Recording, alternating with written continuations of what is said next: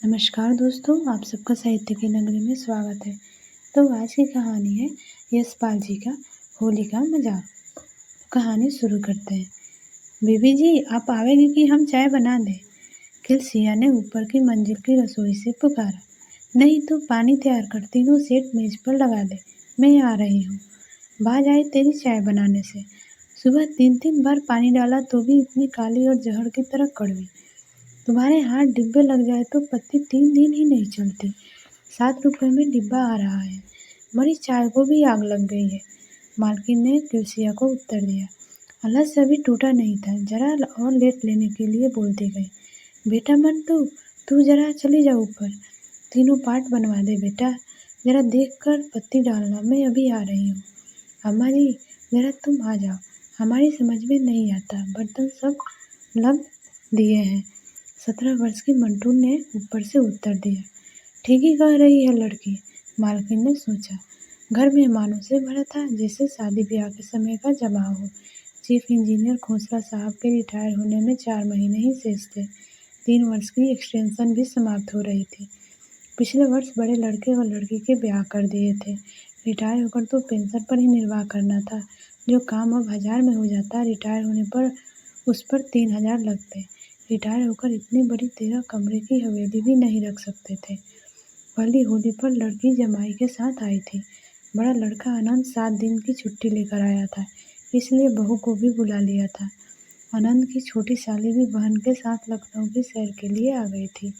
Engineer साहब के छोटे भाई गोंडा जिले के किसी शुगर मिल में इंजीनियर थे। मई में उनकी लड़की का ब्याह था। वे पत्नी साली और लड़की के साथ दहेज खरीदने के लिए लखनऊ आए हुए थे। खूब जमाव था। मालकिन ऊपर पहुंची, प्लेटों में अंदाज से नमकीन और मिठाई रखी। जमाई ज्ञान बाबू के लिए बिस्कुट और संतरे रखे। साहब इस समय कुछ नहीं खाते थे, उनके लिए थोड़ी किशमिश रखे। किलसिया और सिद्धू के हाथ नीचे भेजने के लिए ट्रे में चाय लगाने लगी। अम्मा जी, यह क्या? मंटू माँ के बाएं हाथ की ओर संकेत कर झल्ला उठी। फिर वही डंडे जैसे खाली कलाइया। कड़ा फिर उतार दिया। तुम्हें तो सोना घिस जाने की चिंता खाई जाती है। नहीं मंटू, माँ ने समझाना चाहा। तुम जरा ख्याल नहीं करती, मंटू बोलती गई। इतने लोग घर में आए हुए हैं, त्योहार का दिन है, यही तो समय होता है कि कुछ पहनने का, तुम उतार कर रख देती हो। मंटू झुझला ही रही थी कि उसकी चाची मालकिन की देवरानी लीला नाश्ते में सहायता देने के लिए ऊपर से आ गई।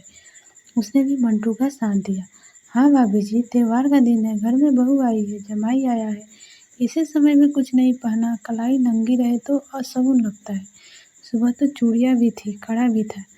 मालकिन ने नाश्ता बांटने से हाथ रोककर मंटू से कहा, जा नन्ही, दौड़ कर जा। बीच वाले गुसल खाने में दी। सिर धोने लगी थी तो बाले में उलझ रहा था, वहीं उतार कर रख दिया था। जहाँ मंजन वंजन पड़ा रहता है, वहीं रखा था, लाकर पहना दे। मंटू जी ने धकधाड़ी हुई नीचे गई। उलस खाने में देखकर उसने वहीं से पुकारा, अम्मा जी यहाँ कुछ नहीं है। मालकिन ने मंटू की बात सुनी तो चेहरे पर चिंता झलक आई। देवरानी से बोली, लीला मेरे बाद तुम नहाई थी ना, तुमने नहीं देखा, अलमारी में रख दिया था। और फिर वहीं बैठे बैठे मंटू को उत्तर दिया, अच्छा बेटी, जरा अपने कमरे में तो देख ले, ड्रेसिंग टेबल की दराज में देख लेना, कपड़े वही पहने थे। लीला की बहन कैलाश भी आ गई थी, उसने भी पूछ लिया, क्या है, क्या नहीं मिल रहा है। लीला को भाभी की बात अच्छी नहीं लगी, चेहरा गंभीर हो गया।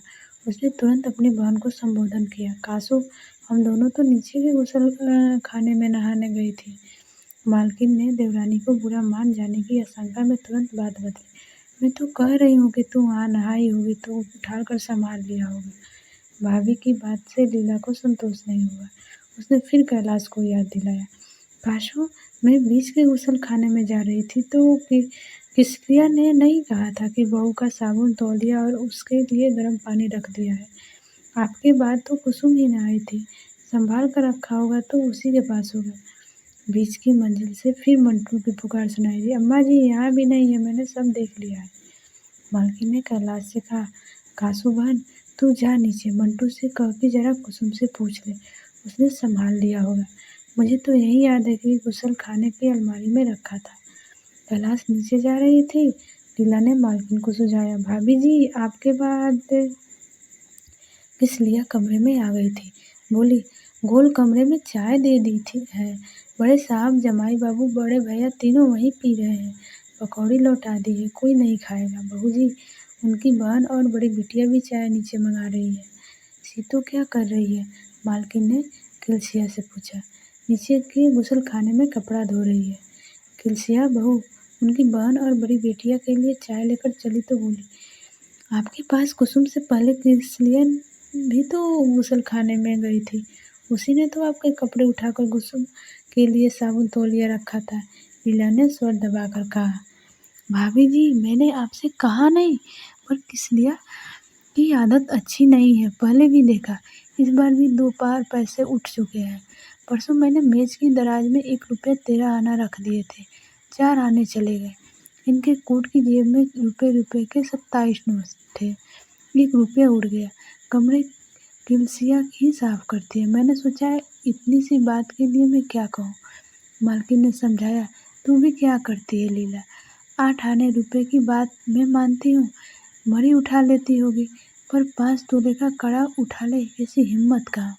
मरी बेचने जाएगी तो पकड़ी नहीं जाएगी। मंटू और कैलाश ने आकर बताया, कुसुम भाभी कहती है कि उन्होंने तो कड़ा देखा नहीं। सीतू ने कपड़े धोकर सामने की छत पर लगे तारों पर फैला दिए थे। उसने वहीं से मालकिन से पुकारा, बीवी जी, सब काम हो गया, अब हम जाएं। किसलिया फिर ऊपर आ गई थी। वह भी बोली, हमें भी छुट्टी दीजिए, त्योहार का दिन है, जरा घर भी सुध ले। जाना बाद में। मालकिन बोली, देखो, हमने सिर धोया था तो काढ़ा उतारने के गुसल खाने की अलमारी में रख दिया था, भले ढूंढ कर लाओ तब कोई घर जाएगा। किसलिया ने तुरंत विरोध किया, हम क्या जाने, हमें तो जिसने जो कपड़ा दिया गुसल खाने में रख दिया। रंग से खराब कपड़े उठाकर धोबी वाली पिटारी में डाल दिए। हमने छुआ तो हमारे हाथ टूटे। सीतू ने दुआई दी, हाय बीबी जी, हम तो बीच के गुसल खाने में गए ही नहीं। हम तो सुबह से महाराज के साथ बर्तन भाड़े में लगी रही, तब से नीचे कपड़े धो रही थी। खामोखा क्यों बकती हो? मालकिन ने दोनों को डांट दिया। मैंने किसी को कुछ कह रही हूँ? कड़ा गुसल खाने में रखा था, 5 तोले का है, कोई मजाक तो नहीं। किसकी हिम्मत है जो पचा लेगा। घर भर में चिंता फैल गई। सब और खुसर फुसर होने लगे। बात मर्दों में भी पहुंच गई। जमाई ज्ञान बाबू ने पुकारा, क्यों मंटा बहन जी, क्या बात है? माँ जी मंटा से छिपा लिया है, कहती है 5 चॉकलेट दोगी तो ढूंढ दूंगी। मंटा ने विरोध किया, हाय जीजा जी, कितना झूठ, मैंने कब कहा, मैंने तो खुद सब जगह ढूंढती फिर रही हूँ। बड़ा लड़का आनंद भी बोल उठा, अम्मा जी, याद भी है कि कड़ा पहना था, कहीं स्टील वाली अलमारी में ही तो नहीं पड़ा है। तुम घर भर ढूंढवा रही हो, तुम भूल भी तो जाती हो। चाबियाँ रखती हो ड्रेसिंग टेबल की दराज में छिपा कर और ढूंढती हो रसोई में। मालकिन ने जीना उतरते हुए बेटे को उत्तर दिया, तुम भी क्या कह रहे हो? कल शाम लीला के साथ दाल धो रही थी तो बाएं हाथ में घड़ी खोल कर रख दी थी। मंटू ने शोर मचाया, खाली कलाई अच्छी नहीं लगती, वही घड़ी के नीचे रखकर कड़ा ले आई थी। बड़ी लड़की ने माँ का समर्थन किया, क्या कह रहे हो भैया, सुबह भी कड़ा अम्मा जी के हाथ में था, हमने खुद देखा था। कैलाश ने भी बीड़ा का समर्थन किया, सुबह मिस रानी जी के यहाँ गई थी, तब भी कड़ा हाथ में था। मिस रानी जी ने नहीं कहा था कि बहुत दिनों बाद पहना है। सीतू ने दोनों गुसल खाने अच्छी तरह देखो, फिर महाराज के साथ रसोई में सब जगह देख रही थी। तुलसिया सब कमरों में जा जाकर ढूंढ रही थी, न देखने लायक जगह में भी देख रही थी और बड़बड़ाती जा रही थी, बीवी जी, चीज़ बस खुद रख कर भूल जाती है और हम पर बिगड़ा करती है। बात घर में फैल गई थी। बड़े साहब और छोटे साहब ने भी सुन लिया था। दोनों ही इस विषय में जिज्ञासा कर चुके थे। छोटे साहब भाभी से अंग्रेजी में पूछ रहे थे, आपके नहाने के बाद नौकरों में से कोई घर के बाहर गया था या नहीं? सभी सहमे हुए थे। स्त्रियाँ लड़कियाँ सब आंगन में इकट्ठी हो गई थी। दबे दबे स्वर में नौकरों के चोरी लगने का उदाहरण बता रही थी। अब मालकिन भी घबरा गई थी। देवरानी ने उनके समीप आकर फिर कहा, देखा नहीं भाभी, किलसिया कस्में तो बहुत खा रहे थे, पर चेहरा उतर गया है। यहाँ तो आकर देखिए। किलसिया ने बड़े साहब के कमरे से चिक उठाकर पुकारा, क्यों, क्या है? मंटा और बीना ने एक साथ पूछ लिया। हम कह रहे हैं ना, यहाँ तो आइए। किलसिया ने कुछ झुंझलाकर दिखाई। वीरा और मंटा उधर चली गई। दोनों बहनें कमरे से बाहर निकली तो मुंह छिपाए दूरी हुई जा रही थी। हंसी रोकने के लिए दोनों के मुंह पर आंचल दबा दिए थे। किलसिया कमरे से निकली तो भवे चढ़ाकर ऊंचे स्वर में बोल उठी, रात साहब के तकिए के नीचे छोड़ आई, घर भर में डुगाड़ी करा रही है। पापा के तकिए के नीचे? मंटा ने हंसी के बल खाते हुए कह दिया। लीला, कुसुम, कैलाश, नीता सबके चेहरे लाज से लाल हो गए। सब मुंह छिपाकर फिसफिस करती इधर से उधर भाग गए। मालकिन का चेहरा खिसियाहट से गंभीर हो गया। अवाक निश्चल रह गई। वीणा से ज्ञान बाबू ने अर्थपूर्ण ढंग से खांस कर कहा, कड़ा मिलने की तो डबल मिठाई मिलनी चाहिए। छोटू बाबू ने भी रहा न गया, बोल उठे, भाभी क्या है? गोल कमरे में बड़े साहब की पुकार सुनाई दी, मिल गया। मंटू कहाँ से मिला है? मंटू मुंह के आंचल ठूसी थी, कैसे उत्तर देती है? छोटे साहब फिर बोले, भाभी भैया क्या पूछ रहे हैं? मालकिन खिसियाहट से बर्फी हुई थी, क्या बोलती?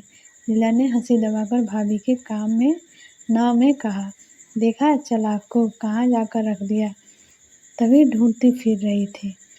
जेवर चोरी की बात पड़ोसी मिश्रा जी के यहाँ भी पहुँच गई थी। मिश्राइन जी ने आकर पूछ लिया, मंटू की माँ क्या बात है, क्या हुआ? कुछ नहीं, मालकिन को बोलना पड़ा, खामखा शोर मचा दिया। कुसुम से रहा नहीं गया, अपने कमरे से झांक कर बोली, ताई जी किलसिया ने अम्मा जी के साथ होली का मजाक किया है। और कहानी यहीं पर समाप्त होती है। अगर ये कहानी पसंद आए तो लाइक और सब्सक्राइब ज़रूर करें। Thank you.